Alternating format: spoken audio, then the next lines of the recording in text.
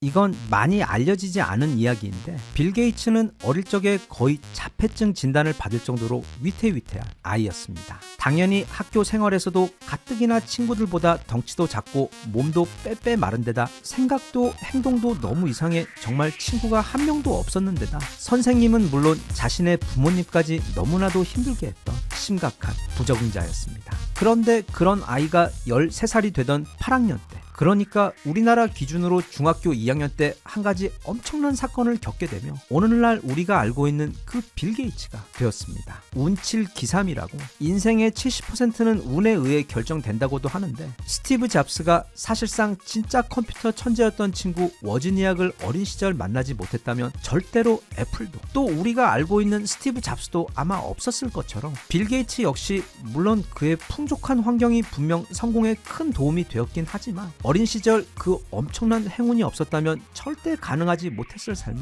산 사람입니다. 이 영상은 지금 세계 출판계에서도 엄청나게 화제인 무려 빌 게이츠가 직접 써서 최근 공개한 사실상 그의 거의 유일한 진짜 자서전을 소개하는 영상입니다. 그의 어린 시절부터 그가 마이크로소프트를 창업하기 시작한 딱 그때까지의 일을 다루고 있는데 마치 코카콜라처럼 전 세계 누구든 그 이름은 다 알고 있지만 사실 그에 대해 실제로 아는 것은 거의 없는 이 빌 게이츠의 인생에 대해 살짝 살펴볼까 합니다. 그와 자주 비교되는 또 다른 컴퓨터 천재 스티브 잡스는 입양아였고 또 대학교도 1학기밖에 다니지 못했으며 게다가 사실 그는 컴퓨터의 기본 코딩조차 할 줄 모르는 그 컴퓨터 천재라는 수식어와는 달리 컴맹에 가까운 사람이었지만 반대로 빌 게이츠는 당시 시카고 최고 로펌에서 굉장히 잘 나가던 실력 있는 변호사 아버지의 재벌가 출신인 어머니 사이에서 태어난 매우 유복한 집안의 아이였습니다. 참고로 그는 55년생으로 올해 70입니다. 빌 게이츠는 초등학교 때부터 학교에 잘 적응하지 못해 성적이 그렇게 좋지 못했습니다. 게다가 앞서도 말했듯 다소 자폐적인 성향도 강해서 무언가에 한번 집착하면 부모님과 말도 안 하고 하루 종일 자기 방에 틀어박혀 있는 등 쉽지 않은 아이였고 당연히 학교에서도 따돌림과 놀림감 심지어 괴롭힘의 대상이 되기도 딱 좋았었는데 하지만 아버지가 또 굉장한 변호사이시다 보니 다행히 그런 문제는 없이 그냥 친구가 한 명도 없는 정도의 학창시절을 보내고 있었습니다. 그러다가 그는 12살이 되자 레이크 사이드 스쿨이라는 시애틀의 명문 사립학교에 입학을 하게 됩니다. 입학 당시 그가 가장 먼저 집착했던 부분은 이 학교 근처에는 호수가 없는데도 왜 학교 이름에 어째서 레이크라는 단어가 들어갔느냐는 점이었습니다. 네, 그는 없는 문제도 찾아서 자신과 주변을 괴롭히는 그런 아이였습니다. 레이크 사이드는 거의 대학교 수준의 환경을 갖춘 정말로 좋은 학교였는데 그곳 아이들 또한 대부분 부모님이 이름만 대면 알 수 있는 유명한 사업가, 정치인 또는 방송인 등 아무튼 대단히 좋은 학교였습니다. 하지만 이곳에서도 어린 빌 게이츠의 생활은 초등학교 때와 똑같았는데 즉 친구도 없었고 또 수학 외에는 다른 과목에서 성적이 형편없었으며 선생님이나 친구들 심지어 부모님과도 항상 앞서 보았던 왜 레이크 사이드 주변에는 호수가 없느냐와 같은 이상한 문제로 충돌하고 싸우던 아이였는데 한 번은 선생님이 성적을 매길 때 두 가지 영역 그러니까 최고 성적을 A로 주고 거기에 더해 노력에 대해서도 낮으면 1점, 많으면 3점까지 주어 그래서 성적도 좋고 노력까지 잘했으면 A3를 받는 것에 대해 빌 게이츠는 불만을 표하며 왜 성적이 좋으면서도 노력을 많이 했으면 더 좋은 점수를 받는 건지 선생님께 따졌습니다. 왜냐하면 자기가 볼 때는 더 적은 노력으로 더 높은 성적을 받았으면 그게 더 잘한 것이었기 때문입니다. 당시 그는 좋게 말하면 엄청나게 극단적으로 합리적인 성격, 나쁘게는 좀 많이 피곤한 아이였습니다. 그런데 그즈음 그의 인생에 엄청난 사건이 찾아옵니다. 바로 레이크 사이드 학교에 당시 거의 전국에서 유일하게 초기 컴퓨터인 ARS-33 텔레 타이프 물건이 들어오게 돼요. 빌 게이츠는 그 기계를 만지며 전에는 경험한 적 없는 아주 강렬한 흥미와 만족을 경험했는데 바로 그 다음 해에 또 다른 엄청난 행운으로 인해 레이크 사이드는 로나 부인이라는 그 학교의 엄청난 학부모의 도움으로 당대 전 세계에서 가장 강력한 컴퓨터인 DC-PDP-10을 학교에 들여놓을 수 있게 되었습니다. 너무 비싸 웬만한 기업들도 갖지 못한 그 컴퓨터가 이 레이크사이드 학교에 들어오게 된 것입니다. 그리고 많은 아이들이 처음에는 신기해서 다들 그 컴퓨터 주위에 몰려들었지만 그게 지금 컴퓨터와는 비교도 되지 않을 정도로 작동하는 것도 어렵고 또 사실 재미도 없는 물건이었기 때문에 오직 소수의 진짜 하드코어 학생들만 남게 되었는데, 그게 바로 빌 게이츠와 나중에 마이크로소프트를 함께 창업한 그보다 2살 많았던 폴 앨런입니다. 그 둘은 그 시절부터 그야말로 컴퓨터에 미쳐 살았습니다. 성인들도 어려워하던 당시 코딩을 워낙 병적으로 합리적이며 세상을 모두 수학적으로 바라보았던 빌 게이츠는 뭐든 코드를 넣기만 하면 너무도 정확하게 그 답을 척척 내놓는 컴퓨터에 마치 신이 선물해 준 것처럼 빠져들었습니다. 이렇게 컴퓨터라는, 말하자면 자신의 인생을 걸어도 될 만큼 아무리 해도 지겹지 않고 하면 할수록 도전하고 배울 게 넘치는 데다 자신이 그것에 엄청난 재능까지 있는 것을 알게 된 인생 취미를 찾게 된 빌 게이츠는 어릴 때부터 이어져온 문제야, 부적응자의 삶에서 갑자기 엄청난 자신감을 발견하게 되고, 그래서 이즈음 선생님의 제안으로 수학 경시 대회에도 나가게 되는데, 여기서 또 쟁쟁한 선배들까지 모두 다 제치고 거의 우승까지 해버리며, 즉 지금까지는 학교와 사회의 아웃사이더로 힘들게 살아오다 갑자기 초인싸가 되어 인생의 급격한 전환점을 맞게 됩니다. 그리고 이후 빌 게이츠와 폴 앨런은 컴퓨터 실력이 너무도 빨리 또 너무도 대단하게 발전을 해버려서 학년이 올라갈수록 그냥 자기들끼리 컴퓨터를 가지고 노는 게 아니라 밖에 있는 회사들을 위해 프로그램들을 만들어주는 일까지 하고, 또 당시 이름만 대면 알 수 있는 대단한 컴퓨터 회사의 비공식 테스트 직원으로도 활동하면서, 즉 대학교를 가기도 전에 그 레이크사이드 학교를 다니는 동안에만 사실상 전 세계에서 손에 꼽을 만한 컴퓨터, 더 정확히는 소프트웨어 천재로 성장하게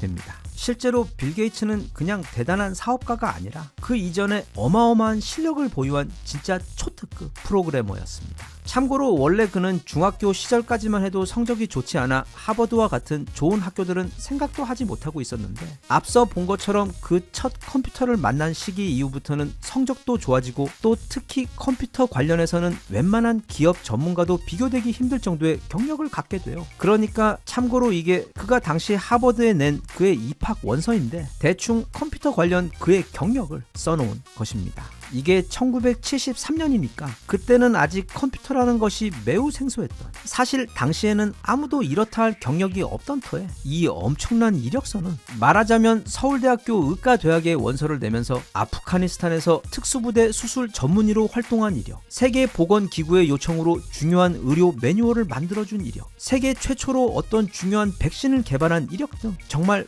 말도 안 되는 판타지 같은 내용으로 가득 차 있는 게 바로 빌 게이츠의 하버드 원서 이력서이자 또 실제로 당시 빌 게이츠의 실력이었습니다. 그리고 아주 당연히 그는 하버드에 합격합니다. 그리고 하버드에 입학하자마자 당시 전 세계 최고 소프트웨어 회사였던 허니웰이라는 회사의 인턴으로 들어가 커다란 회사에서 이 소프트웨어 개발이 어떻게 이루어지는지를 직접 경험하고는 그의 여름 자신만의 소프트웨어 회사를 설립하는 것을 꿈꾸게 됩니다.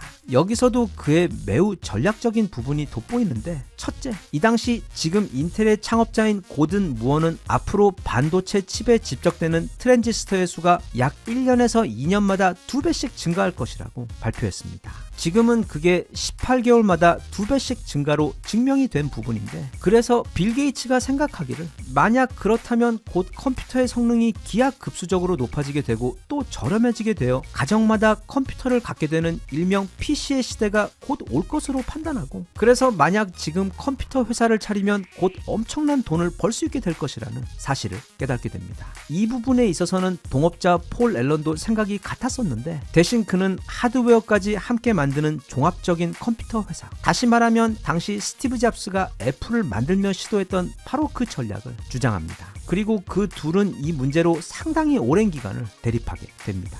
하지만 여기서 빌 게이츠가 설득하기를 하드웨어는 물리적인 것을 다루어야 하기 때문에 커다란 건물과 또 수많은 자재와 많은 인력을 필요로 하고, 생산성과 효율성 면에서도 어려운 점이 너무 많은 반면 소프트웨어는 아무런 형체도 무게도 없는 것이며 사실 소수의 사람들만 있으면 만들 수 있는 것에다 하드웨어처럼 공장이나 창고 자리도 많이 필요가 없고, 또 다른 회사에서 매년 새로운 컴퓨터가 나올 때마다 그 소프트웨어만 업그레이드해서 끼워 팔 수 있기 때문에 이게 전략적으로 훨씬 더 우월한 사업이라고 설득하는데 이 논리에 폴 앨런도 곧 완전히 설득이 되어버려 그들은 결국 빌 게이츠가 하버드에 입학한 지 불과 2년도 되지 않은 시점에 학교를 자퇴하고 나와 1975년 오늘날 우리가 아는 그 마이크로소프트를 창업하게 됩니다. 그리고 그 창업 직후 당시 세계 최대 컴퓨터 기업인 IBM에서 최초로 PC를 출시하는데 마이크로소프트가 거기에 소프트웨어를 제공하기로 계약하면서 그들은 이미 이때부터 그야말로 천문학적인 돈을 벌게 됩니다. 그리고 그 이후의 스토리는 우리 모두가 잘 알고 있듯 오늘날 컴퓨터 산업의 살아있는 역사이자 전설이 됩니다. 빌 게이츠가 직접 쓴 이 자서전에는 스티브 잡스와의 숨겨진 이야기들도 곳곳에 꽤 많이 등장하고 또 스티브 잡스처럼 자신도 학창시절 LSD를 흡입하고 그때 기분이 어땠는지에 대한 이야기들, 그리고 처음 큰 돈을 벌게 된 이후 구입한 그의 첫 포르쉐 1971년형 911 자동차에 얽힌 이야기 등 아주 흥미롭고 재밌는 이야기들이 많지만 시간 관계상 그 모든 이야기를 더 전하지 못내 아쉽습니다. 빌 게이츠는 분명 대단한 부모님과 유복한 가정에서 좋은 교육까지 받은 행운아가 맞습니다. 하지만 당시 레이크사이드를 다녔던 학생 중에는 그보다 더 대단한 배경을 가진 학생들이 굉장히 많았습니다. 그럼에도 그들 가운데 빌 게이츠만큼 또는 그와 비슷하게 성공하고 멋진 삶을 산 사례는 찾아보기 힘듭니다. 유복하고 풍족한 환경 그리고 좋은 학교를 다녔다는 점은 분명 상당한 어드밴테이지긴 하지만 절대로 어떤 한 인간의 성공이나 인생의 행복을 보장해주지는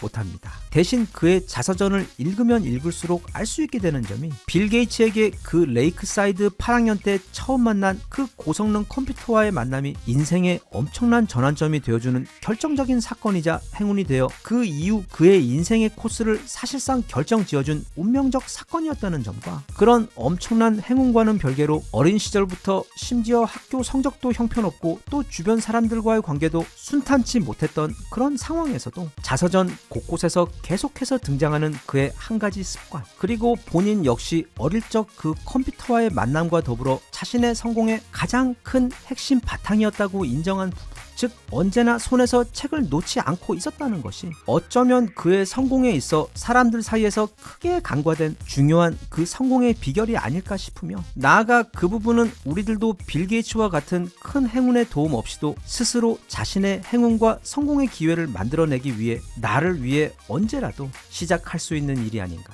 싶습니다.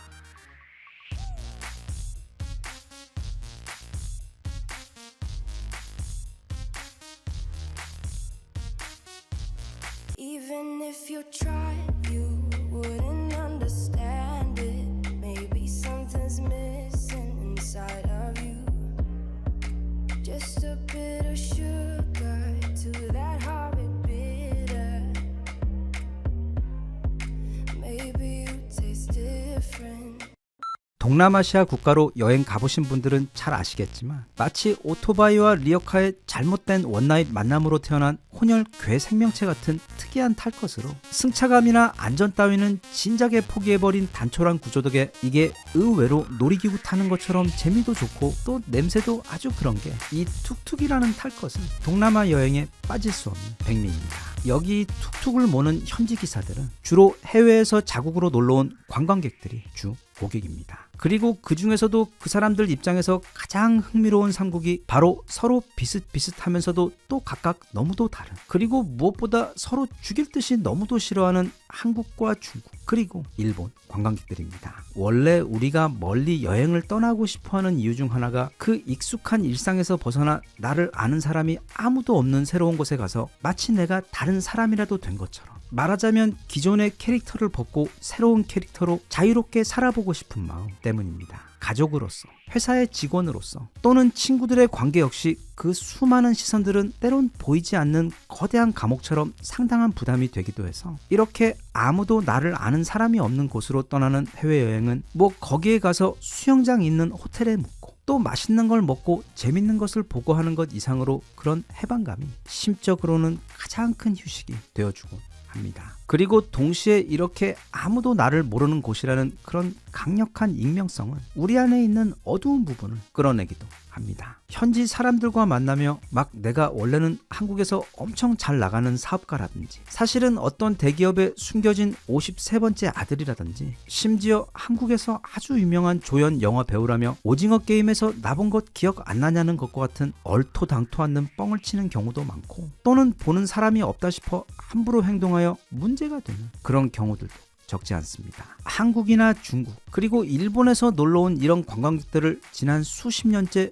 정말 수도 없이 많이 보아온 동남아시아의 이 툭툭 운전사들 사이에서는 그래서 이 각각의 나라 사람들에 대해 이제는 충분한 빅데이터가 쌓여 나름의 탄탄한 선입견 같은 것, 즉 그들을 구분하는 나름의 방법 같은 것이 있다고 합니다. 일본의 경우 해외여행을 다니기 시작한 지가 이미 꽤 오래되기도 했고 또 민족성 자체가 소심하기 때문에 조용히 나름 정해진 코스대로 딱딱 필요한 곳에 가서 필요한 것만 하며 정말 아무도 모르게 소리 없이 즐기고 오는 것으로 유명하며 한편 이제 막 문명이라는 것에 새롭게 눈을 떠 잔뜩 흥분한 상태에서 막 한 번에 수십 수백 명씩 버스를 타고 나타나 현란한 깃발을 들고 가는 곳마다 엄청나게 시끄러운 소리를 내며 몰려다니고 또 아무 데서나 함부로 응가를 하는 것 같은 믿기 힘든 놀라운 모습을 보여주는 것이 최근 전 세계 여행지에서 공통적으로 호소하고 있는 중국 관광객들에 대한 공포입니다. 그 와중 우리 한국인들은 마치 꿀벌처럼 정말 부지런하고 귀엽습니다. 일단 전 세계에서도 가장 크다는 그 한국의 인터넷 세상 속 여행 정보가 너무도 많고 또 무얼 하든 미리부터 꼼꼼하게 준비해서 여행 도착하는 순간부터 돌아오는 날 사이의 모든 시간을 엄청나게 세밀하게 최대 효율성을 발휘한 동선으로 짠 후 도착과 함께 마치 숙제를 하듯 엄청나게 부지런히 움직이며 최대한 많이 먹고 보고 또 많은 사진을 남기고 돌아옵니다. 그 외 이 툭툭 기사들이 각각의 나라에서 온 관광객들을 구분하는 아주 확실한 방법이 한 가지 있는데 그게 바로 툭툭 또는 택시를 부른 다음 그들이 보이는 행동입니다. 일단 중국인들의 경우 택시가 도착하고 나면 그제서야 천천히 준비해서 밖으로 나오기 때문에 종종 기사들이 한참을 기다려야 하는 일이 많아 그렇게 시간 개념이 없는 경우 거의 100% 중국 관광객들이며 한편 일본의 경우 택시를 부른 다음 무슨 엄청난 걱정거리가 있는 것처럼 매 순간 도로 한번 보고 또 폰 한번 본 후 또다시 걱정스러운 눈빛으로 도로를 보며 그렇게 안절부절하며 초조하게 택시를 기다리고 있으면 그건 일본인들. 하지만 한국인의 경우 이 두 국가들하고는 확실히 다른데 일단 한국인들은 택시를 부른 다음 미리 밖에 나와 기다리다가 저 멀리서 택시가 보이는 것 같으면 막 무섭게 그쪽으로 걸어온다고 합니다. 그리고 더 무섭게 막 10년 만에 만난 정말 친한 친구를 만난 것처럼 엄청나게 반가워하며 손을 미친 듯이 흔들며 다가오기 때문에 그 세 나라 가운데서 언제나 한국인은 가장 특이하고 튄다고 합니다. 이건 그 택시 기사들이 한국의 상황을 잘 몰라서 놀랐던 것 같은데 이 세상에서 가장 내밀하다는 시내버스 기사님과 우리 한국인 승객들 사이에 이루어지는 그 무언의 커뮤니케이션 능력, 즉 멀리서 버스가 도착하면 그 빨리빨리 갈증 때문에 본능적으로 무조건 버스를 향해 걸어가기 시작하고 또 그런 습성을 너무도 잘 아시는 친절한 기사님도 일부러 정차역보다 훨씬 전에 미리 버스를 세워 그들의 걸어오고 싶어하는 그 워킹 욕망을 최대한 채울 수 있도록 배려해 주시는데 한편 자기가 기다리던 버스가 아닌 경우 혹시라도 바쁜 버스 기사님께서 헛수고하실까봐 초등학교 1학년 1학기 때부터 가장 먼저 배운다는 그 아름다운 댄스이자 대한민국 국룰 바디랭귀지인 버스를 바라보며 살짝 뒷스텝을 밟아주는 그 아름다운 행동으로 신호해서 아저씨가 불필요하게 정차하실 일 없도록 해주는 그런 배려심으로 평생 단련이 되어 있기 때문에 우리들은 택시를 불러도 이미 10분 전에 도로에 나가 애타게 택시를 오매불만 기다리고 있으며 또 그래서 저 멀리 나의 택시가 보이면 너무도 반가워 미친 듯이 손을 흔들며 달려가는 것입니다. 물론 택시가 거의 목적지에 도착할 때쯤이면 입으로는 정확히 어디에 세워주면 되는지 친절히 인간 내비게이션을 해주며 한 손으로는 미리 카드 꺼내서 손에 들고 내밀고 있고 다른 손으로는 벌써 문고리를 잡고 있어야만 만점짜리 자랑스러운 한국인입니다. 사실 이런 건 단지 성격이 너무 급해서 아니면 그 한국 특유의 국민병인 빨리빨리 병 때문에 그런 것이라고도 생각이 들 수 있는데 어쩌면 그건 일종의 오랜 세월 몸에 배인 배려심이기도 합니다. 내가 할 수 있는 모든 준비를 미리미리 부지런히 해서 상대에게도 피해를 주지 않고 또 바쁜 나 역시도 빨리빨리 일을 볼 수 있도록 해주는. 그래서 예전에 어느 스페인 스튜어디스가 남긴 글에서도 보면 전 세계 그 어떤 승객들보다 한국인 승객들이 가장 독특하고 쉽게 구분이 간다고 말했었는데, 한국인 승객들은 일단 비행기가 착륙을 할 것 같으면 벌써부터 누가 미리 말을 하지 않더라도 테이블도 위로 올려놓고 의자 등받이도 앞으로 당기고 좌석 벨트도 알아서 척척 맨 후 손에는 이미 진작에 완벽하게 작성이 완료된 입국 신고서까지 다 준비해 준 상태로, 말하자면 정말 500점짜리 학생들처럼 너무도 착하게 미리미리 모든 걸 다 준비한 상태로 착륙을 기다리고 있다는 이야기를 남겨 한때 인터넷에서 아주 유명했던 사례도 있었던 것처럼 우리나라 사람들은 진짜 아주 특이합니다. 이런 것 보면 중국은 아예 원칙도 기본도 없는 혼돈 그 자체의 카오스 상태의 나라인 듯 싶고, 반대로 일본의 경우 너무 경직이 되어 유도리가 없어 답답한 느낌이 있는 반면, 우리 한국은 뭐가 빠릿빠릿하면서도 항상 유쾌하며 늘 뭔가 더 많이 하고 더 최선을 다하려는 모습을 보여, 심지어 해외에 편하게 놀러 가서도 그런 모습을 보여 귀엽고 사랑스러우면서도 때론 좀 안쓰러운 마음이 들기도 하는 그런 사람들입니다. 우리나라 사람들은 아이, 청년, 어른 할 것 없이 이미 항상 좀 너무 지나칠 정도로 열심히 살고 또 늘 노력하며 최선을 다하며 살고 있기 때문에 가끔 멀리 여행을 가서든 아니면 그냥 주말에 집에서 쉴 때에도 이제는 좀 쉬엄쉬엄 다들 좀 편했으면 좋겠습니다. 또 오히려 그렇게 하면 우리나라 국민들의 또 다른 강점인 탁월한 창의성이 더 강한 능력을 발휘해서 그게 결국 더 큰 성장과 성공으로 이어질지도 모르기 때문에 기회가 될 때에는, 또는 일부러 기회를 만들어서라도 가끔은 좀 편하게 쉬며 여유를 누리는 시간을 가지면 좋겠습니다.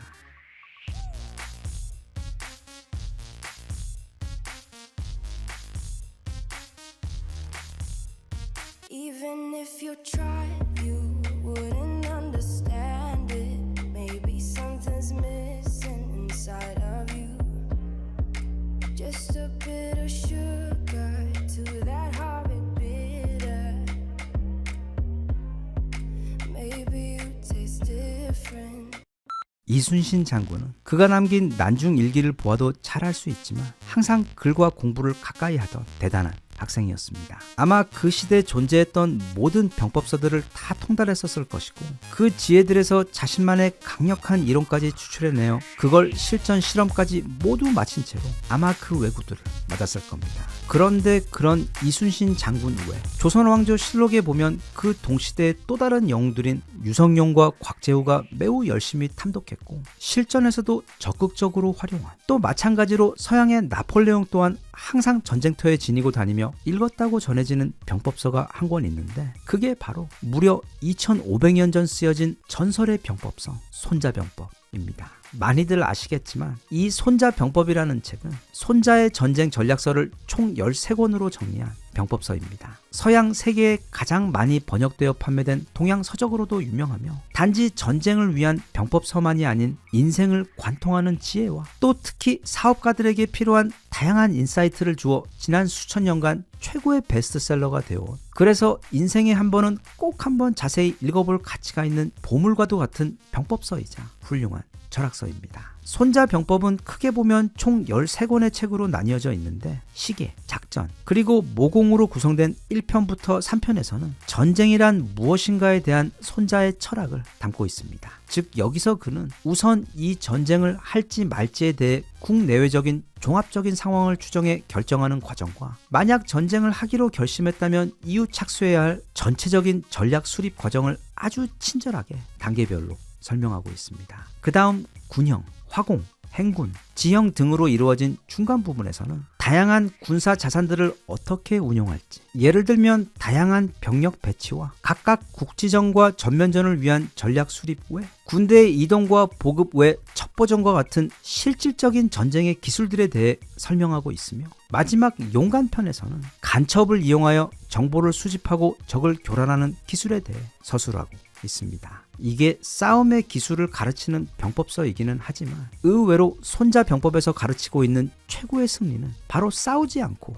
이기는 것입니다. 그리고 그 다음 차선은 바로 우리 이순신 장군의 트레이드 마크와도 같은 전투 철학, 선승구전, 즉 미리 이겨놓고 싸우는 것으로, 또한 아군의 피해는 최소화하면서도 적에게는 가장 큰 피해를 입혀 적의 전쟁 의지를 포기하게 만드는 것이 손자병법에서 가르치고 있는 전쟁의 목표입니다. 흔히들 사람들은 이 인생이라는 것이 흡사 전쟁과도 같다고들 합니다. 손자가 말하는 전쟁이란 강자는 탐욕을 위해, 한편 약자는 죽지 않기 위해 벌이는 싸움으로, 누구는 더 많은 부와 성공을 얻기 위해 세상과 타인들과 싸우고, 다른 이들은 단지 생존하기 위해 치열하게 싸우는 것으로 우리 인생의 그 형세가 마치 전쟁과 다르지 않다는 뜻입니다. 그렇기 때문에 별로 놀라운 일은 아니지만 이 손자병법이라는 책은 단지 병법서가 아닌 인생 전략서 또는 기업들의 경영 철학서로도 손색이 없어 지난 2500년 동안 널리 읽혀왔고, 또 정말 많은 사람들에게 소중한 도움을 준 철학서입니다. 그래서 손자병법은 그 책을 접하는 독자의 나이대마다, 그리고 그들이 살아가는 시대마다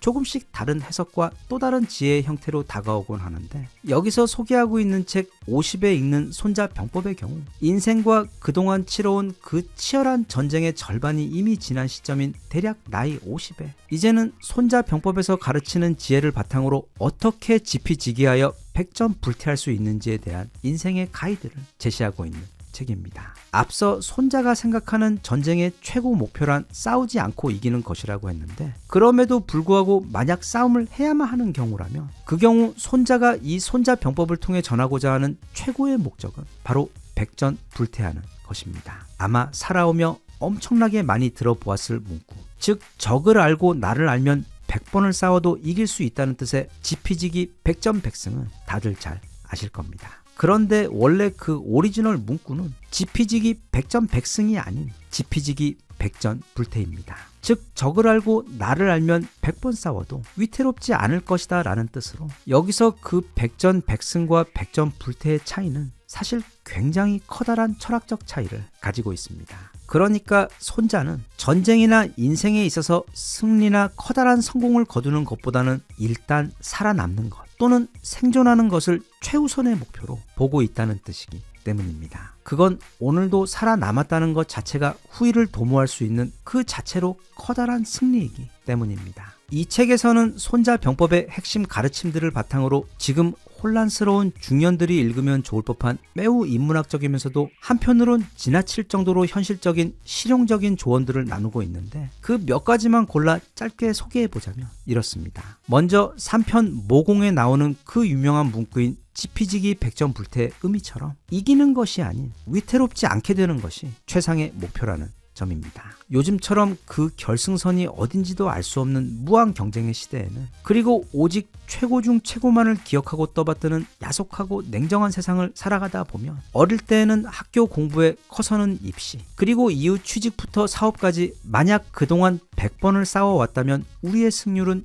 백전백승은커녕 거기서 절반이라도 이긴 사람조차도 매우 드물 겁니다. 그래서 마치 내가 패배자가 된 듯한 억울함과 피해의식을 갖고 살아가는 경우들도 있는데, 손자의 철학에 따르면 절대 그렇지가 않다는 것입니다. 아직 살아남아서 계속 싸우고 있다는 것 자체가 지금까지 이겨왔다는 뜻이며, 그래서 앞으로 나 자신과 세상에 대해 더 많은 공부와 경험을 통해 내가 더 강하고 현명하게 되면, 그러다 보면 또 좋은 날이 찾아오게 되는 그런 미래에 대한 희망을 가질 수 있게 되는 것이기에 너무 성급하게, 그리고 너무 서둘러서 자신이 이 인생의 전쟁에서 패했다고 결론지어서는 안 됩니다. 두 번째는 바로 6편 허실에 나오는 이야기인데, 이순신 장군이 매우 좋아하셨을 만한 부분입니다. 즉 적을 불러내야지 내가 적에게 불려가서는 안 된다는 가르침으로, 이걸 다시 말하면 주도권 싸움이라고 볼 수 있습니다. 주도권을 빼앗기며 상대에게 유리한 곳에서 상대에게 유리한 방식으로 싸우게 되어 패할 확률이 비약적으로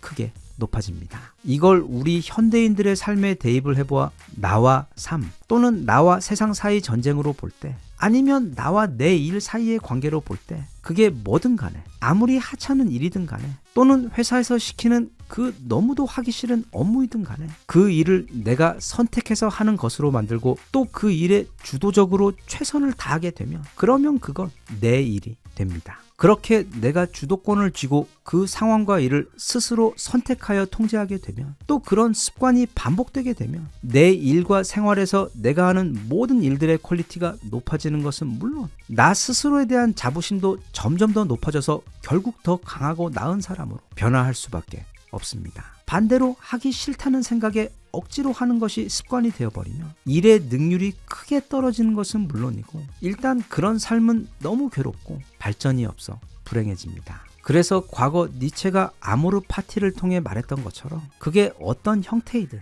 모습이든 간에 내 삶의 모든 것을 다 받아들이고 사랑할 줄 아는 태도, 그러니까 지금 내 상황과 그 안에 모든 문제와 고민거리들 그리고 하기 싫은 업무들까지도 이게 일단 현재 나의 삶의 일부분이라는 것을 인정하고 불평하기보다는 최선을 다해 좀 더 잘해보고 극복하려는 노력을 한다면 그런 태도 자체가 놀라운 변화를 일으키게 되어 곧 실제로 더 쉽게 사랑할 수 있을 만한 환경으로 내 삶을 변화시켜 주게 되는데, 그래서 진정 나를 사랑한다는 것은 내 삶이 가진 모든 힘든 어려움들과 문제들까지도 기꺼이 받아들여 절대로 그 주도권을 잃지 않겠다는 선언이기도 하다고 니체는 말한 바 있습니다. 한편 사람을 다루는 기술에 대해서도 시편 지형에서 보면 이런 말이 나오는데, 쉽게 풀이하면 병사들에게 너무 잘 대해주기만 하면 나중에 정작 명령을 내릴 때 말을 듣지 않아 결국 쓸모없는 군대가 된다는 이야기입니다. 다시 말하면 우리 인간들 사이에서의 관계는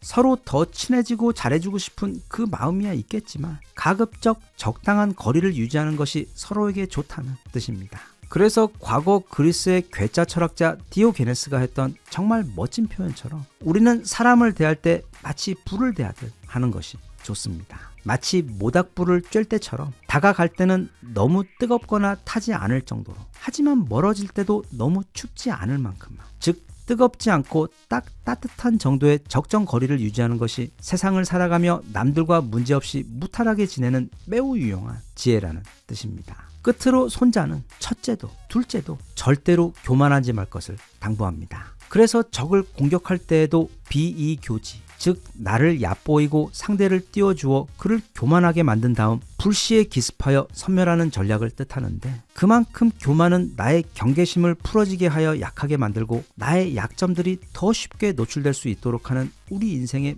매우 위험한 함정인 것입니다. 노자 역시 적을 깔보는 것보다 더 큰 실수는 없다, 적을 깔보면 내 보물을 잃게 된다고 했고, 옛날 로마에서도 전쟁에서 크게 승리하고 돌아오는 군대와 장군을 맞이할 때면 그 뒤를 따라가는 노예들이 모두 한 목소리로 그 개선 장군을 향해 큰 목소리로 메멘토 모리라고 외치는 전통이 있었습니다. 메멘토 모리, 즉 죽음을 기억하라는 아주 유명한 라틴어 모토인데, 네가 지금은 개선 장군이 되어 모두의 환호를 받으며 우쭐댈 수는 있지만 너도 언젠가는 죽을 것이니 겸손하게 행동하라는 무서운 지혜가 담긴 깨달음의 경고였던 것입니다. 혹시 지금 중년 즈음 되신 분들 가운데 책의 나머지 내용이 궁금하신 분들은 한번 읽어보시길 바라며, 끝으로 하고 싶은 말은 손자의 말처럼 우리의 인생은 끝나지 않는 전쟁이 맞지만 사람이 100명이면 그 100명은 다 각자 다른 전쟁을 치르며 살고 있고, 또 그 중에서는 타인들은 상상도 할 수 없을 정도로 고통스럽고 힘든 전투를 지금 매일같이 치르며 살고 있는 사람들도 아주 많기 때문에 우리 모두 동변상련의 마음으로 주변 사람들에게 조금만 더 따뜻하고 친절할 수 있다면 우리 각자가 싸우고 있는 이 세상과 삶을 상대로 한 그 힘든 전투에서 우리 모두가 조금은 덜 고통스럽게 느끼고, 또 한편 그래서 더 많은 우리들이 불태하게 될 수 있지 않을까 싶습니다.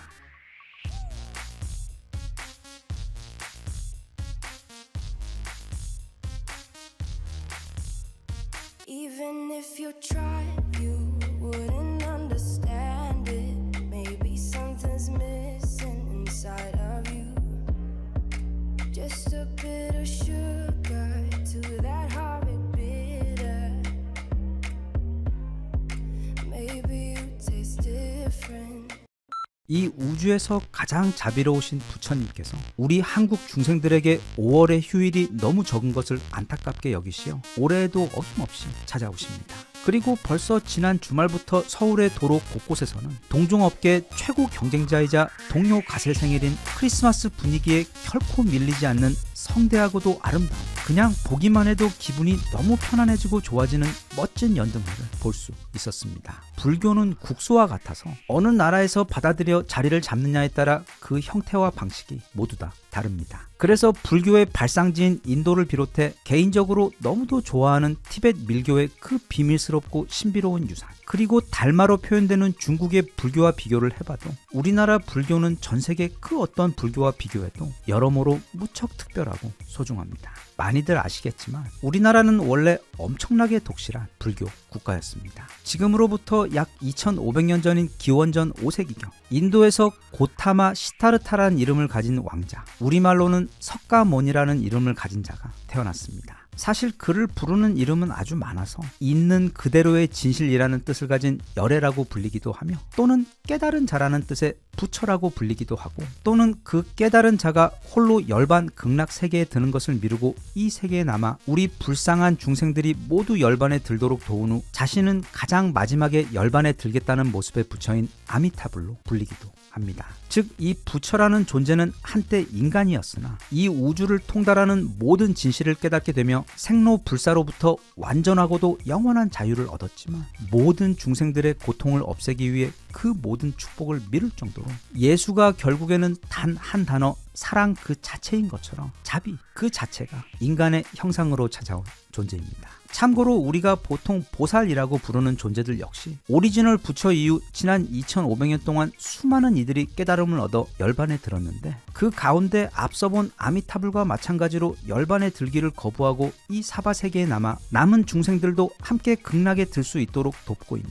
일종의 자원봉사자 부처들을 일컫는 말이 바로 보살입니다. 무려 삼국시대부터 고구려, 신라, 백제 모두에게 받아들여진 우리 한국형 K불교의 경우 그 모든 유산들 중 우리 한국 불교가 이 불심에 얼마나 진심이었는지, 또 그 불심을 얼마나 역대급 창의성과 완성도로 구현해내었는지를 보여주는 가장 대표적인 작품은 바로 팔만대장경입니다. 팔만대장경은 석가모니가 일생 동안 설법한 가르침들과 그 내용에 대해 후대 사람들이 첨부한 다양한 주석들까지 모두 집대성한, 말하자면 불교 경전의 모든 것이자 완전체 불교 아카이브, 즉 총서라고 볼 수 있습니다. 그리고 총 81,352개의 나무판에 새겨진 이 위대한 경전을 품고 있는 합천 해인사는 전 세계에서 가장 거대하고도 소중한 사찰 모양의 토서관이자 보물함이라고도 볼 수 있습니다. 한국인이라면 누구나 다 알고 있겠지만 팔만대장경은 그 무지막지한 몽골의 침략으로 인해 온 나라가 풍전등화의 위기에 놓여있던 시기, 불심에 기대어 그 위기를 극복하고자 왕실은 물론 군과 민을 포함 온 나라가 한마음이 되어 한자 한자 부처님의 말씀을 새겨넣은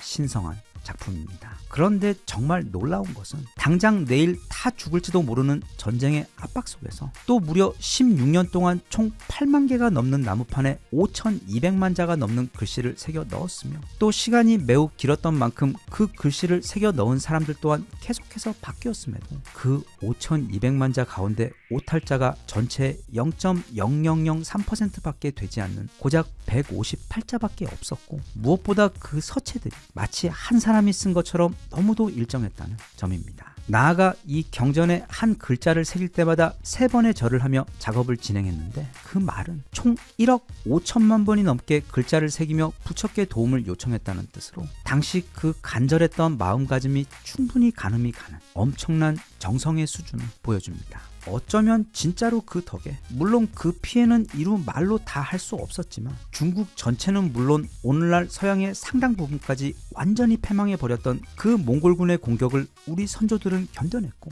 결국 살아남았습니다. 이렇게 또 글로 쓰다 보니 올 여름에는 한번 시간을 내어 팔만대장경 보러 혼자 해인사로 다녀오는 짧은 여행을 가고 싶다는 생각이 문득 듭니다. 그렇게 아름답고도 또 한편으로는 처절했던 우리 한국 불교가 요즘에는 완전 힙하게 다시금 전성기를 맞고 있습니다. 예를 들면 이건 몇 년 전에 본 장면인데, 부처님 오신 날에 이렇게 세상 귀여운 개인용 모기장을 준비해 그 안에 앉아 모기는 물리치고 부처님은 모시는 모습을 보여주는 것을 보고 참 전세계 불교 중 이렇게 귀엽고 창의적이면서도 합리적인 불자들이 있나 싶을 정도로 많이 놀라면서도 또 나도 저기 한번 같이 섞여서 늦은 밤 깊은 산속 사찰에서 부처님 말씀 속에 푹 빠져보고 싶다는 충동이 들게 만들었는데, 최근에는 이것보다 더 화끈하고 멋진 불교계의 아이돌이 등장했습니다. 바로 류진 스님입니다. 많은 분들이 오해를 하는 것 같은데 이 류진 스님이라는 이름은 일단 그들의 설명에 따르면 새로울 류에 전진한다는 뜻의 진이 더해진 것. 하지만 그런 말도 안 되는 설명에도 불구하고 누가 봐도 류진스의 인기에 얹혀가려는 불교의 무소유, 그리고 무지출 무임승차 정신이 강하게 바탕이 된 끝내주기에 염치 없고 동시에 너무도 잘 어울리는 센스 쩌는 법명인데, 아주 젊었을 때부터 시원했던 우리 윤성호 형님께서 출가는 하지 않고 그냥 겉복에 헤드폰만 하나 걸치고 나와 지금 한국을 넘어 전 세계에서 우리 불교의 힙함을 엄청나게 전파하고 있는 중입니다. 일단 그 머리 때문인지는 모르겠는데 법복이 기가 막히게 잘 어울리며, 또 저 헤드폰 역시 과거와 현재, 열반과 사바 세계를 이어주는 궁극의 활용 점정 포인트처럼 너무도 잘 어울려 원래부터 이런 사람이 있었던 것 같은 착각이 들 정도인데, 게다가 이런 멋진 모습으로 음악 디제잉을, 그것도 가장 정신없고 혼돈스러운 음악이자 고리타분한 어른들에게는 마치 지옥과도 같을 무려 EDM 전자 음악에 실어 우리 불교의 신남을 전파하고 있어. 일부에서는, 예를 들면 말레이시아 같은 곳에서는 이런 해괴하고 천박한 모습은 불교의 품위를 떨어뜨리는 것이라고 비난을 하고 있기도 합니다. 하지만 지혜로운 부처께서는 일찍이 우리에게 절대로 형태에 집착하지 말라고 가르치셨습니다. 형식은 오직 배일 뿐, 그 배로 강을 건널 수 있다면 그것으로 족하며, 일단 강을 건넜다면 이제 그 배는 잊으라고 가르치셨던 것처럼 이 류진 스님이라는 새로운 배는 우리 한국의 젊은이들은 물론이고 전 세계 젊은이들이 불교가 품고 있는 그 무한한 자비와 평온의 세계를 좀 더 쉽고 즐겁게 접할 수 있게 해주기 때문에 너무도 훌륭하며 이 시대에 딱 맞는 최고의 배라고 생각돼요. 류진 스님이 이 부처님 오신 날 이후로도 전 세계를 돌며 지금 그 활약을 계속 해주셨으면 하는 바람입니다. 끝으로 부처가 생애 마지막 날에 제자인 아난다에게 남긴 유언 중 한 가지만 뽑아 곱씹어볼까 합니다. 이제 나이가 80이 돼요. 마치 낡은 수레가 가죽끈에 묶여서 겨우 움직이는 것처럼 영혼이 간신히 육신을 붙잡고 있던 그 마지막 날에 그는 슬퍼하는 제자 아난다에게 세상에 태어난 것은 모두 다 사라질 수밖에 없고, 인연을 맺어 사랑스럽고 아끼는 마음이 드는 존재들과도 언젠가는 모두 헤어질 수밖에 없기에 슬퍼하지도 탄식하지도 말라 이르시며 이런 마지막 유언을 남기셨습니다. 아난다여, 내 참으로 그대에게 당부하노니 그 무엇에도 기대지 말라. 자신을 섬을 삼고 오직 자신과 진리만을 의지하며 결코 게으르지 말고 부지런히 자신이 할 일들을 해나가며 그렇게 다른 누구도 말고 오직 스스로를 등불로 삼으라. 이것이 열애의 마지막 유언이다. 누가 뭐라고 아무리 달리 치장을 하려 해도 우리는 결국 혼자 이 세상에 와서 갈 때도 혼자 가며 사실 또 살아가는 동안에도 우리는 늘 혼자입니다. 부처는 일찍이 이르시길 우리에게 필요한 모든 것은 이미 우리 안에 다 주어졌다고 가르쳤습니다. 그의 이 마지막 유언을 문고리 삼아 우리 모두 올해에는 자신 속 어딘가에 숨겨져 있는 그 지혜와 성장, 그리고 자비와 행복의 등불을 발견하여 언제든 스스로 온전할 수 있는 내 안의 작은 열반을 가질 수 있기를 바랍니다.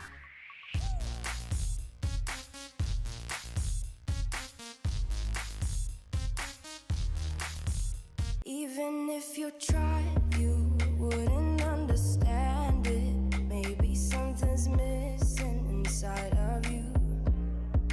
Just a bit of sugar to that horrid bitter. Maybe you taste different.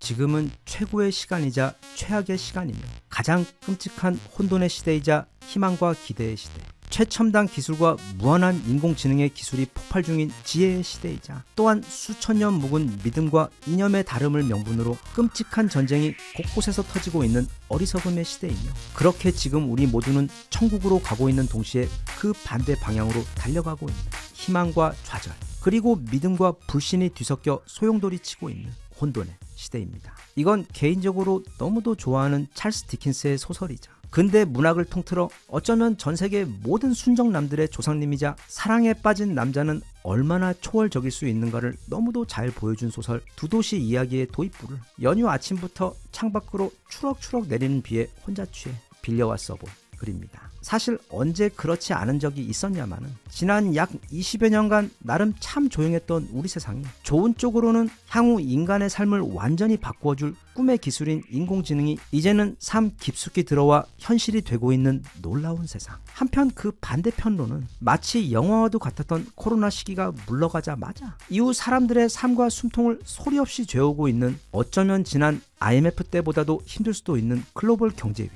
거기다가 우크라이나와 이스라엘 전쟁으로 지금 세상은 아주 혼란스럽고 시끄럽습니다. 하지만 그런 세상은 조만간 지금보다 엄청나게 더 시끄러워질 전망입니다.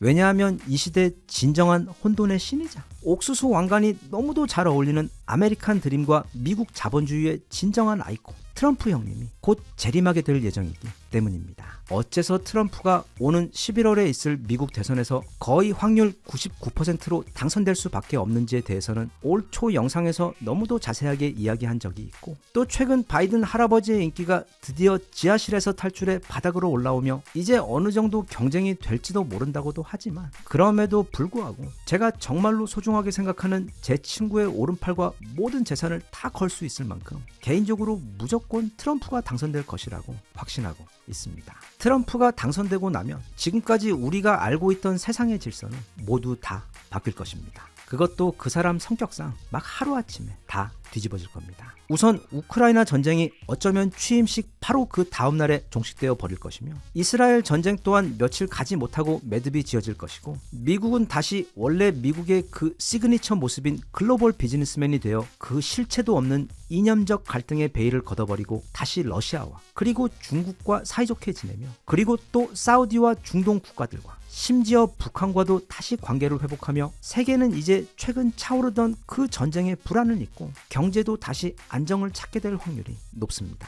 다들 알다시피 이건 트럼프가 착해서 그런 게 아니라 너무도 철저하게 사업적으로 세상을 보기 때문입니다. 그가 보기에 전쟁은, 그리고 다툼은 비즈니스에 전혀 도움이 되지 않는 아주 멍청한 짓입니다. 서로 줄 건 주고 또 받을 건 받고 또 때론 격렬하게 대립하며 협상하다 결국에는 서로에게 가장 득이 되는 합의점에 도달해 자멸보다는 평화와 성장을 도모하는 것이 글로벌 폴리틱 비즈니스의 세계이기 때문입니다. 그런 철학의 연장선상에 있어 앞으로 트럼프가 집권하는 동시에 우리 아시아에 펼쳐질 거의 격변 수준의 변화들 가운데 가장 커다란 조치는 바로 주한미군의 활용에 대한 조치가 될 것입니다. 이건 단순히 지난번 트럼프가 그랬던 것처럼 한국에게 돈 좀 더 뜯어내자고 방위비 좀 더 올려달라고 떼를 쓰는 것이 아닌, 그것보다는 더 거시적인 그림, 즉 동아시아의 안정과 특히 중국에 대한 효과적이고 영구적인 견제 수단을 찾기 위해 어떻게 한국을 그리고 주한미군을 활용하는가에 대한 미국의 전략 변화를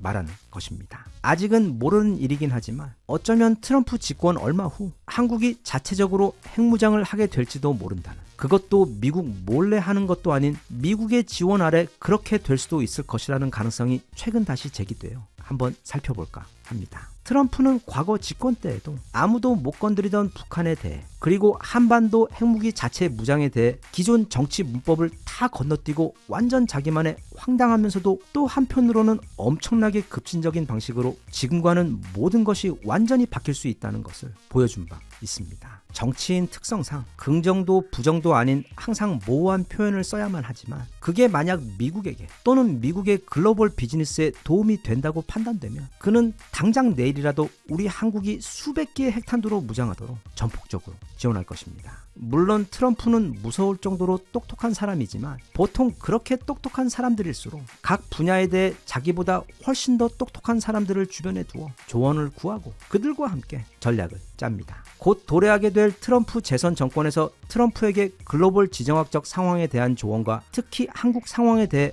어떻게 처리해야 할지 조언을 줄 핵심 중 핵심 인물은 바로 이 사람 엘브리지 콜비 전 미 국방부 전략개발 담당 부차관보입니다. 그는 미국의 다수 주요 언론들에 의해 새로 들어설 트럼프 정권에서 백악관 국가안보보좌관으로 임명될 1순위 인물이자 트럼프가 가장 신뢰하는 최측근 인물입니다. 그는 최근 여러 언론들에서의 인터뷰에서 매우 충격적이면서도 놀라운 이야기를 꺼냈습니다. 필요에 따라 이제는 한국을 핵무장시켜야 하며 그것이 궁극적으로 미국의 안보에 도움이 된다는 것이 그 이야기의 골자입니다. 이 이야기를 좀 더 구체적으로 살펴보면 이렇습니다. 일단 콜비는 중국을 너무도 싫어합니다. 그리고 그는 그게 언제가 되었던 간에 때가 되면 중국은 반드시 대만을 칠 것이라고 믿고 있습니다. 그리고 그 침공은 거의 확실하게 중국의 성공으로 끝나게 될 것이며 그렇게 중국이 대만을 먹게 된 이후에는 이제는 한국이 중국의 새로운 타겟이 될 것이라는 게 콜비의 믿음이자 우려입니다. 그렇다면 이제 미국은 그런 시나리오에 대비해서 단순히 주한미군에게 재래식 무기를 더 지원해 주거나 그 규모를 늘리는 방식, 즉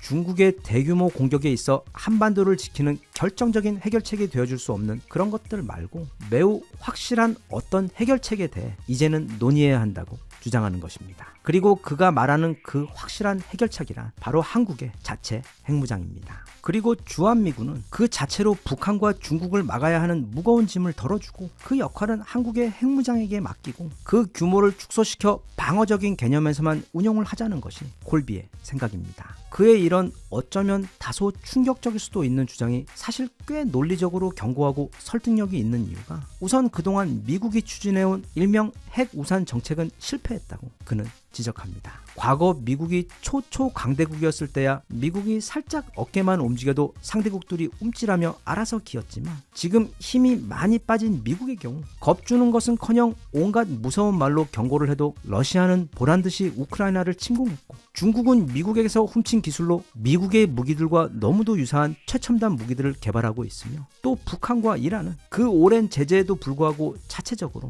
핵을 보유해버렸습니다. 즉 미국의 기존 핵 확산 관리 전략은 실패했다는 게 그의 지적인데 여기서 지금 더 큰 문제는 앞서 설명한 그 중국의 멈출 줄 모르는 기세도 그렇지만 최근 북한이 사정거리가 15,000km에 달하는 화성 18형 미사일 발사에 성공하며 이제는 핵탄두를 탑재한 ICBM으로 괌이나 하와이가 아닌 워싱턴을 직접 때릴 수 있게 되었기 때문입니다. 이제 이렇게 되면 과연 미국이 서울을 위해 뉴욕이나 워싱턴을 포기할 수 있겠냐는 그런 여유로운 입장이 아닌 서울을 활용해서 뉴욕과 워싱턴을 지켜야 하는 다급한 시각에서 이제 상황을 바라보게 되어 한국을 위해 미국이 무엇을 해주는 것이 아닌 미국을 위해 한국에게 무언가를 해주어야 하는 그런 상황의 패러다임이 바뀌어버린 것입니다. 그리고 그는 이 부분에 있어 동맹은 비즈니스다. 우리는 한국을 돕는 것이 아니라 한국이 미국의 안보에 중요하고 중국 견제를 위해 너무도 중요하기 때문에 그 역할을 해주길 원하는 것이라며 분명한 문장으로